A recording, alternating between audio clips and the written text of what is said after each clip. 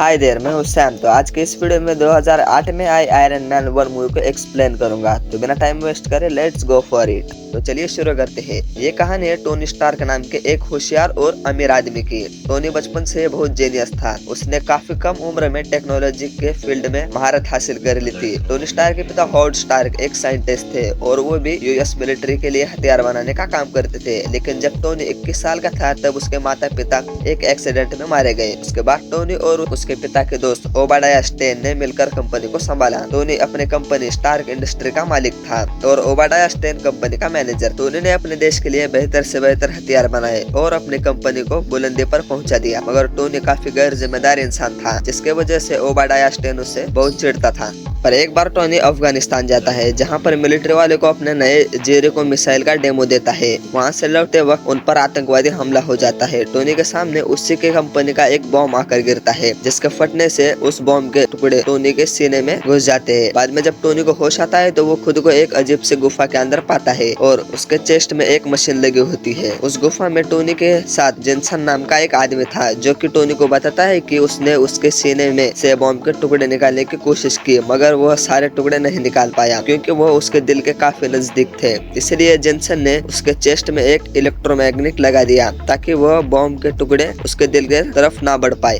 पर वो इलेक्ट्रोमैग्नेट एक कार के बैटरी से चल रहा था और जेनसन टोनी को यह भी बताता है कि वो दोनों आतंकवादियों के कैद में है और वो एक ऐसी जगह पर मौजूद है जहां पर उन्हें कोई नहीं ढूंढ सकता। आतंकवादी टोनी को बोलते हैं कि अगर वो उन्हें अपना नया जेरिको मिसाइल बना कर देगा तो वो उन्हें छोड़ देंगे, मगर टोनी यह जानता था कि वो आखिर में उसे मार देंगे। इसलिए वो मिसाइल बनाने के बहाने से वहाँ से निकलने के जुगाड़ में लग गया। उन आतंकवादियों के पास स्टार्क इंडस्ट्री के सभी हथियार मौजूद थे, जो कि टोनी को बिना बताए गए उन्हें सेल किए गए थे। टोनी ने उन्हीं हथियारों का इस्तेमाल करके एक आर्क रिएक्टर बनाया। आर्क रिएक्टर एक इलेक्ट्रिक जनरेट करने वाला एक डिवाइस है, जिसका इन्वेंशन टोनी के पिता ने किया था। उसके पिता ने एक बड़ा आर्क रिएक्टर बनाया था जिससे उनकी फैक्ट्री को पावर मिलती थी, पर टोनी ने उसी डिवाइस को काफी छोटे लेवल पर बनाया था, वो उसे अपने चेस्ट में लगा सके और कार के बैटरी से छुटकारा पा सके। इस आर्क रिएक्टर में इतना पावर था कि वो कई सालों तक उसके चेस्ट के इलेक्ट्रोमैग्नेट को चला सकता था।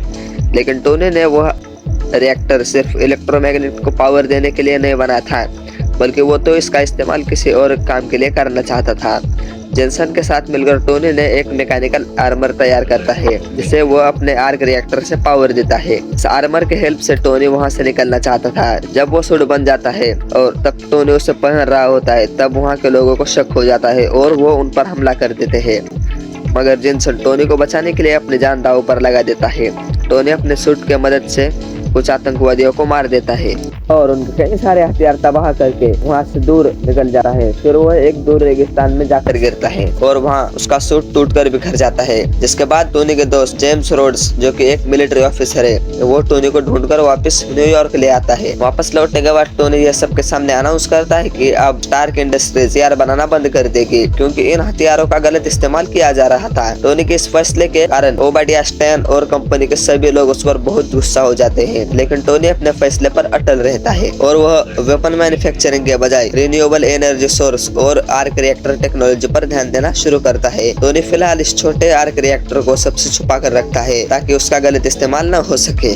फिर वह एक नया ज्यादा पावरफुल आर्क रिएक्टर बनाकर अपने चेस्ट में लगाता है। इसके बाद टोनी कई महीने तक अपने घर पे रहकर बहुत ज्यादा एडवांस आर्मर तैयार करता है, जिसे वह अपने नए आर्क रिएक्टर से पावर देता है। टोनी ने यह नया आर्मर बनाया था क्योंकि अपने प्रोटेक्शन और बुरे लोगों का सफाई करने के लिए। कुछ टाइम बाद टोनी एक चैरिटी इवेंट में जाता है, जहाँ उसे एक रिपोर्टर से पता चलता है कि अभी भी उसके कंपनी के हथियार आतंकवादियों को सप्लाई किए जा रहे हैं, जिनसे वह गाँव के लोगों पर जुल्म कर रहे हैं। फिर टोनी अपना नया आर्मर पहनकर अफगानिस्तान के उस गाँव में जाता है। वहाँ पर कई सारे आतंकवादियों को मारकर उनके हथियार तबाह कर देता है और गांव के लोगों को बचा लेता है।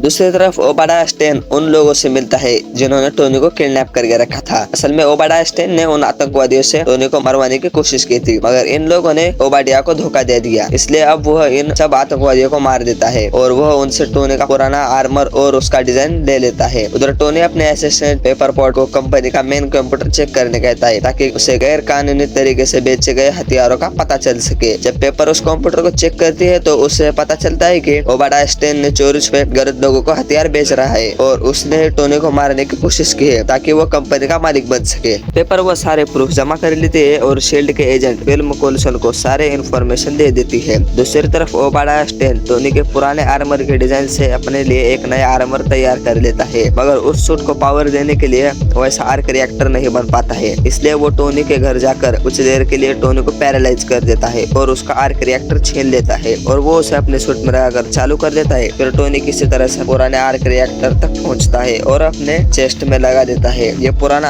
आर्क रिएक्टर उतना अच्छा नहीं था कि वो नए सूट को पावर दे सके। फिर भी टोनी अपना आर्मर पहनकर ओबाडिया को रोकने के लिए जाता है। उधर पेपर पोट्स शील्ड के एजेंट के साथ ओबाडिया स्टेन को गिरफ्तार करने के लिए जाती है, पर वो अपना सूट पहनकर सब पर हमला कर देता है। तभी टोनी वहां पर पहुंचता है और ओबाडिया को रोकने की कोशिश करता है, लेकिन उसके सूट में पुराना आर्क रिएक्टर लगा होने के कारण ओबाडिया के आगे वो कमजोर पड़ जाता है। इसलिए टोनी उसे अपनी कंपनी के छत पर ले जाता है जहाँ पर वो बड़ा आर्क रिएक्टर लगा हुआ था और पेपर के हेल्प से उस बड़े आर्क रिएक्टर को ओवरलोड कर देता है, जिसकी वजह से ओबाडिया स्टेन मारा जाता है। अगले दिन स्टार्क इंडस्ट्रीज में एक प्रेस कॉन्फ्रेंस होती है उस हादसे के बारे में जानने के लिए। शील्ड के लोग टोनी को मीडिया के सामने झूठ बोलने के लिए कहते हैं, पर वो सबके सामने ये कबूल करता है कि वही आयरन मैन है।